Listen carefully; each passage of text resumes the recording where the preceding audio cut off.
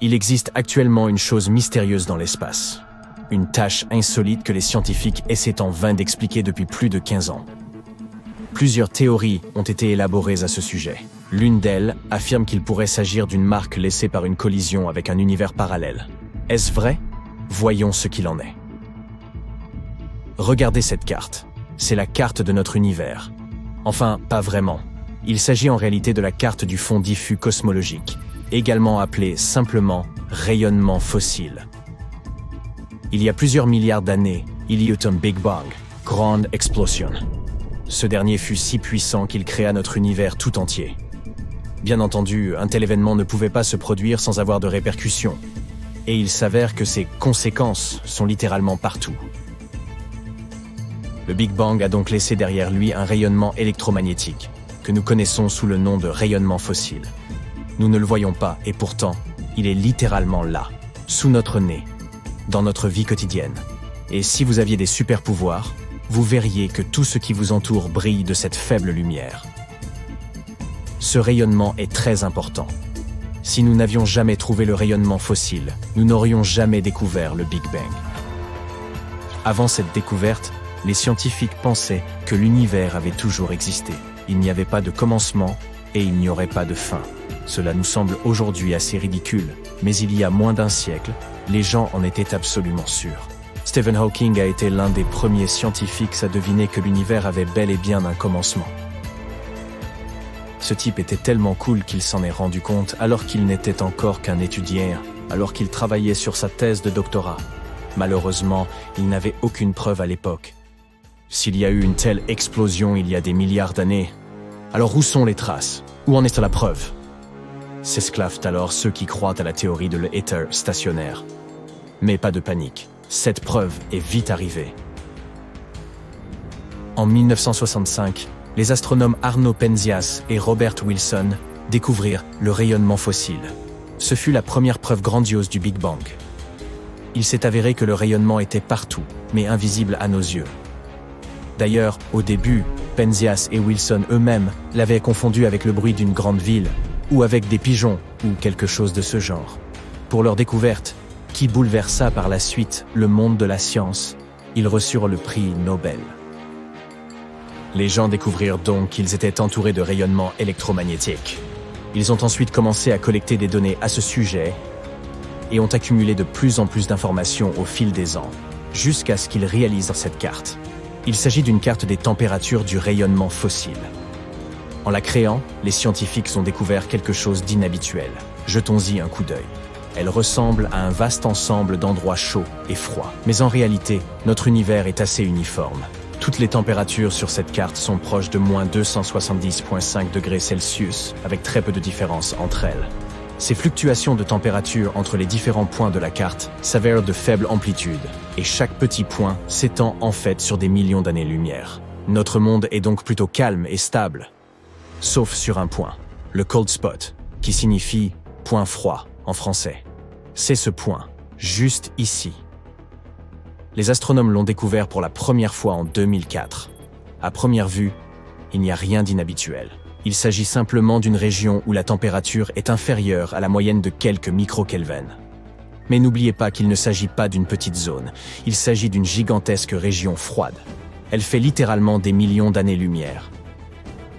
Une petite minute, ont alors objecté les scientifiques, cela ne peut pas être vrai. L'univers devrait être homogène partout. Selon notre modèle standard, ce point froid ne devrait tout simplement pas exister. Or, il se trouve qu'il est là. Il ne s'agit pas d'une simple erreur mathématique. Il existe bel et bien. Qu'est-ce que ce point froid? Et comment est-il apparu? Les astronomes tentent de répondre à ces questions depuis des années. Aujourd'hui encore, nous ne disposons que de quelques théories. Parlons-en. Théorie 1, texture cosmique. Cette idée a été évoquée à la fin de l'année 2007. Des scientifiques ont alors suggéré que le cold spot pourrait représenter des collines de l'espace. En d'autres termes, il pourrait s'agir d'une région cabossée de l'univers, qui fait simplement partie de sa composition. Néanmoins, il s'agit d'une théorie assez stupide, qui a été rapidement écartée. Théorie 2, le supervide. Considérée pendant un certain temps comme la plus plausible, Cette hypothèse affirmait que le cold spot était en fait ce que l'on appelle un supervide. Il s'agit d'un endroit terrifiant et sombre de notre univers, où il n'y a pratiquement pas de galaxies. Et c'est justement parce qu'il s'agit d'une région déserte, où il n'y a presque rien, qu'elle nous semble froide. Cette théorie a toutefois été réfutée en mai 2017.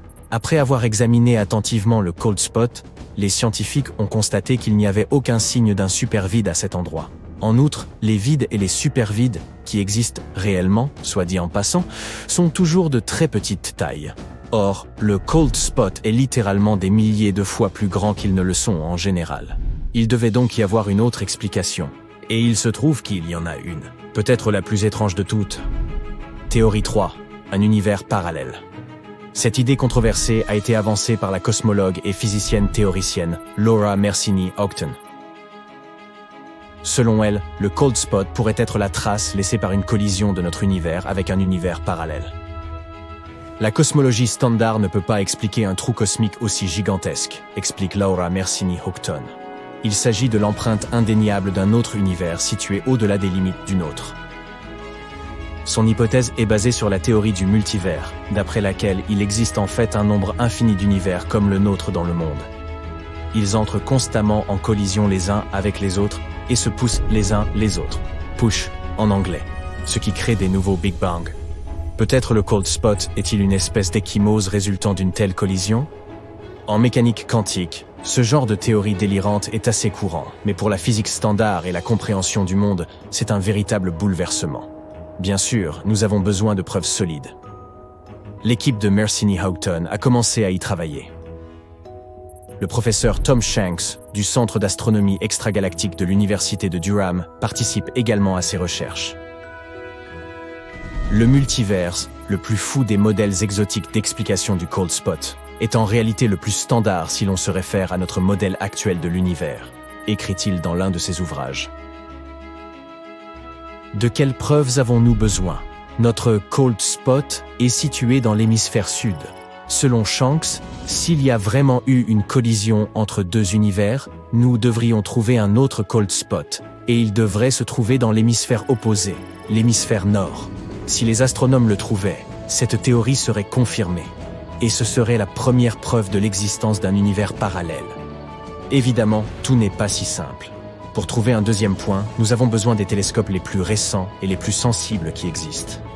Nous devons également en apprendre davantage sur la nature de l'énergie noire et la manière dont elle affecte l'espace, etc. En d'autres termes, le chemin à parcourir est encore long. Il n'y a pas si longtemps, des scientifiques pensaient avoir découvert le deuxième cold spot. Des chercheurs du Nouveau-Mexique croyaient l'avoir trouvé dans l'hémisphère nord. Malheureusement, il s'agit probablement d'une erreur. La carte utilisée par ces chercheurs comportait une grande part d'inconnus. Il est donc possible que leur découverte ne soit que le résultat d'un accident causé par d'autres vides. En résumé, aucun autre cold spot n'a encore été trouvé jusqu'à présent, malgré des recherches minutieuses. Cela dit, encore une fois, même le meilleur et le plus moderne des équipements reste loin d'être parfait. Cela ne signifie pas qu'il n'y a pas d'autres cold spots, mais simplement que nous ne l'avons pas encore trouvé. Si un jour nous le trouvions, cela pourrait révolutionner le monde de la science pour toujours. Nous confirmerions non seulement la théorie des univers parallèles, mais aussi la fameuse théorie des cordes. Cela pourrait expliquer tout ce qui se passe dans notre monde. En revanche, si cela se produisait, nous aurions encore plus de questions que nous n'en avions déjà. Comment ces deux univers sont-ils entrés en collision? Comment tout cela fonctionne-t-il? Jusqu'à présent, il ne s'agit que de suppositions. Nous ne pouvons pas affirmer que le cold spot est la trace laissée par la collision d'univers parallèles. Cependant, nous ne pouvons pas non plus le réfuter. En fait, nous ne connaîtrons peut-être jamais la vérité, mais il est toujours intéressant de la chercher.